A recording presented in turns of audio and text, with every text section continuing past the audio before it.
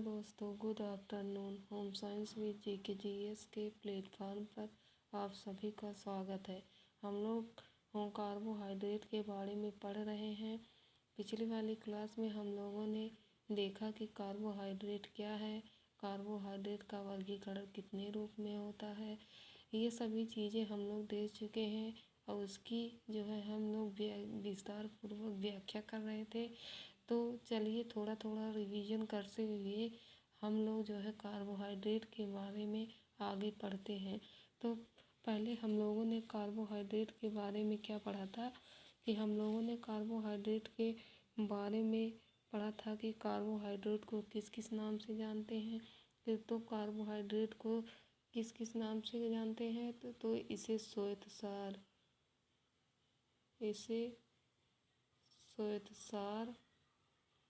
इसे श्वेतसार विटामिन इसे श्वेतसार कार्बोहाइड्रेट, कार्बोज, शर्करा,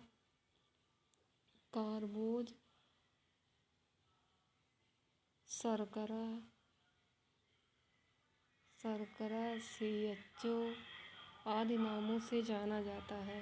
किस किस नामों से जाना जाता है? इसे श्वेतसार, कार्बोज, शर्करा, CHO आदि नामों से जाना जाता है। इसका जो है ग्रास वैल्यू होता है वो कितना होता है? तो इस कार्बोहाइड्रेट का जो ग्रास वैल्यू होता है वो 4.2 होता है। कितना होता है? 4.2 होता है। इसका जो है ग्रास वैल्यू कितना होता है? तो 4.2 होता है। 1 ग्राम यदि हम लोग कार्बोज खाते हैं तो कितना % ऊर्जा हमें मिलती है? 1 ग्राम कार्बोज से हमें जो है 4.2 जो है ऊर्जा मिलती है। कार्बोहाइड्रेट जो है की प्राप्ति हमें जो है सिर्फ वनस्पति जगत से मिलती है। वनस्पति जगत से जो है कार्बोहाइड्रेट की प्राप्ति होती है। कहाँ से हमें सबसे ज़्यादा प्राप्ति होती है कार्बोहाइड्रेट की? तो वनस्पति जगत से कार्बोहाइड्रेट की प्राप्ति सबसे ज़्यादा होती है। इसकी रासायनिक संरचना में कार्बोहाइड्रेट की जो रासायनिक संरचना होती है वह किसकी होती है? हाइड्रोजन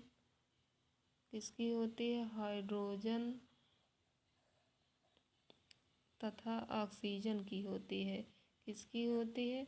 हाइड्रोजन तथा ऑक्सीजन की होती है। हाइड्रोजन तथा ऑक्सीजन का जो अनुपात होता है वो 2:1 होता है। कितना होता है? हाइड्रोजन और ऑक्सीजन का जो अनुपात होता है वो 2:1 होता है। जो यही अनुपात जो है जल का भी होता है। कितना होता है? तो यही अनुपात जो है जल का भी होता है। तो फ्रेंड्स, अगर वीडियो अच्छा लगे तो आप लोग प्लीज़ कमेंट में ज़रूर बताइएगा। अगर कोई कमी है तो प्लीज़ कमेंट करके ज़रूर बताइए। ये लाइक भी ज़रूर कीजिए आप लोग। तो कार्बोहाइड्रेट का वर्गीकरण हम लोग कितने रूप में किए थे? 3 रूप में किए थे। जो है कितने रूपों में किए थे? 3 रूप में किए थे।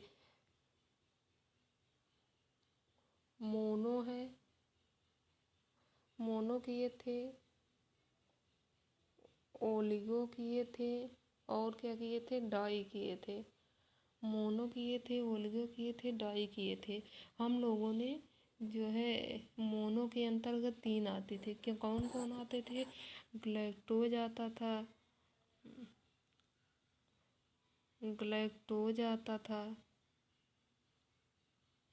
फ्रैक्टोज आता था। क्या आता था? ग्लैक्टोज आता था, ग्लैक्टोज है, फ्रैक्टोज है और ग्लैक्टोज है। ये जो है ग्लैक्टोज है, फ्रैक्टोज है और जो है ग्लैक्टोज है। ये जो है मोनोसैकेराइड्स के अंतर्गत आते थे।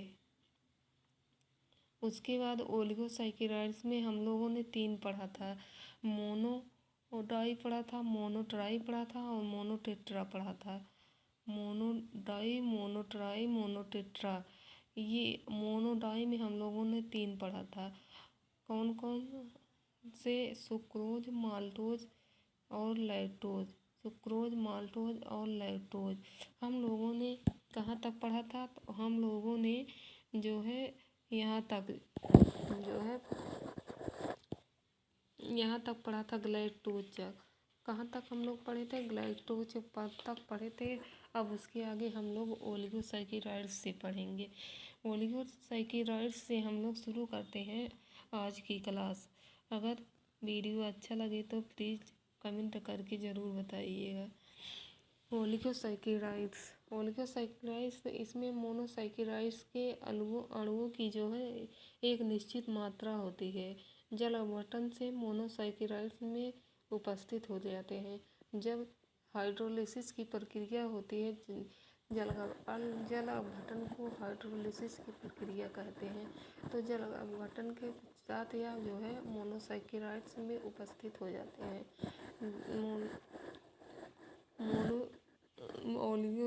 ओलिगोसैकेराइड्स जो है ये 3 प्रकार के होते हैं। ये 3 प्रकार के इसके अंतर्गत कौन कौन से आते हैं?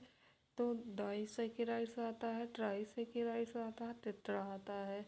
डाइसैकेराइड्स में ऐसे कार्बोहाइड्रेट जो जल अपघटन पर मोनोसैकेराइड्स के 2 अणु देते हों उन्हें डाइसैकेराइड्स कहते हैं। कितने अणु मिलते हैं? मोनोसैकेराइड्स के जो है 2 अणु मिलते हैं, तो उसे जो है डाइसैकेराइड्स कहते हैं। यह भी 3 प्रकार का होता है, सुक्रोज, माल्टोज, लैक्टोज। और जो है डाइसैकेराइड्स जो है वो 3 प्रकार का होता है, सुक्रोज, माल्टोज, लैक्टोज। और इस ओलिगोसैकेराइड्स का दूसरा वाला भाग जो होता है वो है ट्राइसैकेराइड्स।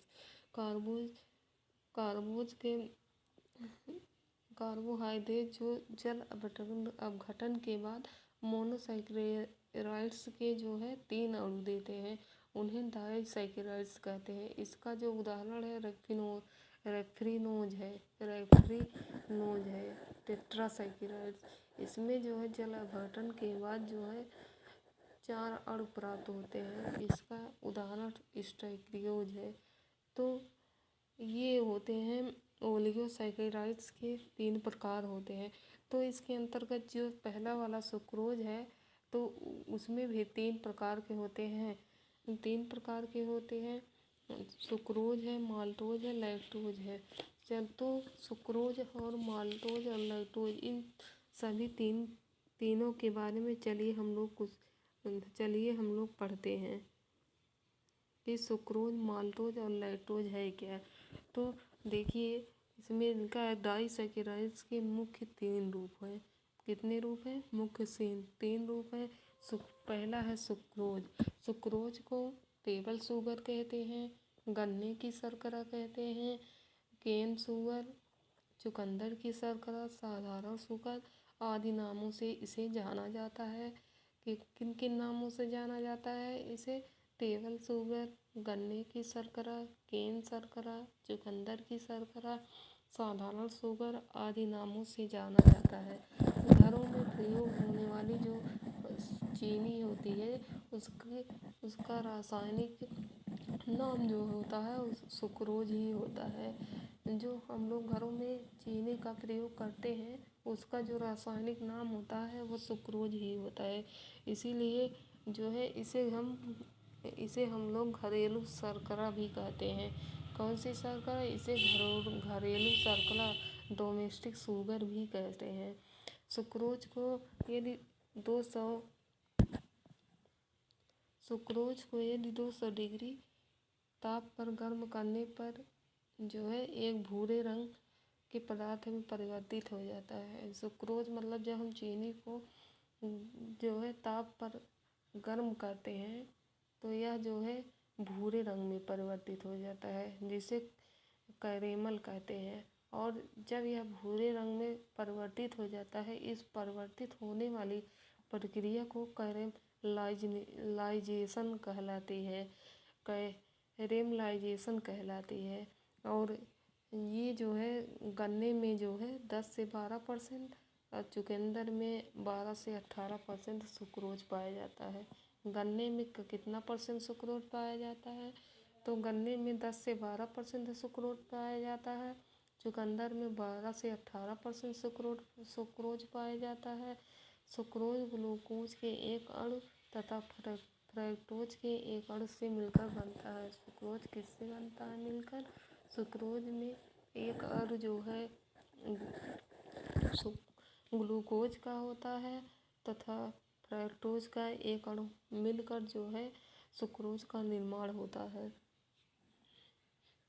किससे किससे होता है? ग्लूकोज के एक अणु से तथा फ्रक्टोज के एक अणु से मिलकर सुक्रोज का निर्माण होता है। तो अगला इसमें दूसरा वाला आता है माल्टोज।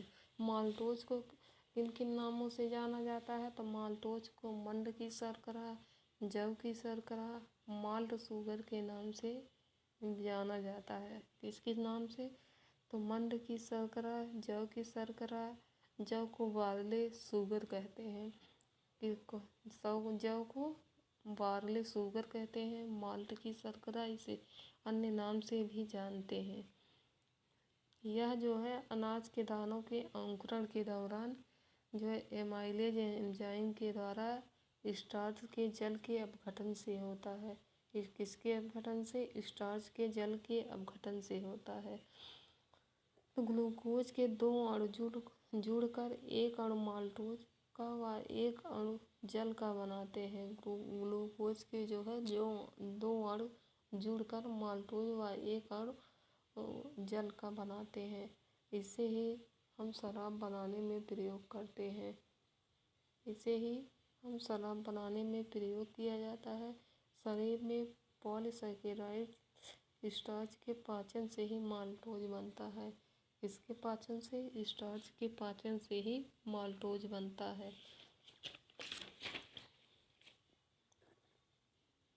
तो दोस्तों अगर वीडियो अच्छा लगे तो प्लीज़ कमेंट करके ज़रूर बताइएगा, लाइक ज़रूर कीजिएगा प्लीज़। चलिए तो अगला पढ़ते हैं लैक्टोज। लैक्टोज क्या है? तो इसे दूध शर्करा, मिल्क शुगर भी कहते हैं। यह वनस्पति जगत से प्राप्त नहीं होता है। यह जो है किससे प्राप्त नहीं होता है? यह वनस्पति जगत से प्राप्त नहीं होता है। इसकी उपस्थिति सभी स्तनधारियों के दूध से होता है। इसकी जो है प्राप्ति जो है सभी स्तनधारियों के दूध से हमें प्राप्त होता है। दूध के पाचन की क्रिया में लैक्टोज का अपघटन लैक्टेज एंजाइम की सहायता से होता है। दूध के पाचन प्रक्रिया में लैक्टोज का अपघटन लैक्टेज एंजाइम की सहायता से होता है। अब ये जो है लैक्टोज है क्या? तो लैक्टोज जो है हमारे शरीर में जो है ज़्यादा देर तक रहता है।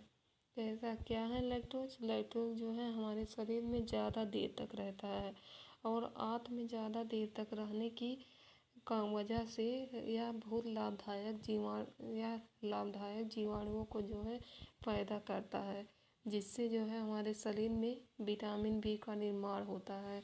इसका निर्माण होता है हमारे शरीर में जो है विटामिन बी का निर्माण होता है। लैक्टोज हमारे शरीर में ज़्यादा, एक बार फिर से सुनिएगा कि लैक्टोज क्या है। लैक्टोज हमारे शरीर में जो है ज़्यादा देर तक रहता है। आंत में ज़्यादा देर तक रहने के कारण यह लाभदायक जीवाणु को पैदा करते हैं तथा विटामिन बी का निर्माण करते हैं। तो दोस्तों वीडियो अगर अच्छा लगे तो प्लीज़ कमेंट ज़रूर कीजिएगा और चैनल को सब्सक्राइब ज़रूर कीजिएगा। धन्यवाद।